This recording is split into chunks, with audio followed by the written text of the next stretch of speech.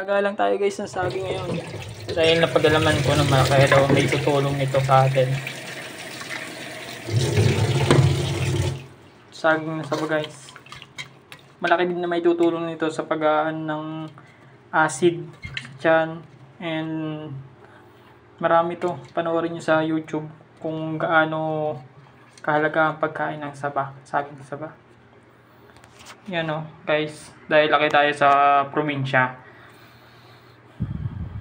Mahilig tayong kumain ng mga ganyang pagkain dahil wala tayo namang inaartihan na pagkain. Basta mahalaga meron tayong nakakain. So yan, ito nga pala, may anim tayo na saging saba. Lalaga lang natin to. And then yan, pagkain na natin guys. Saka alaga natin tong itlog.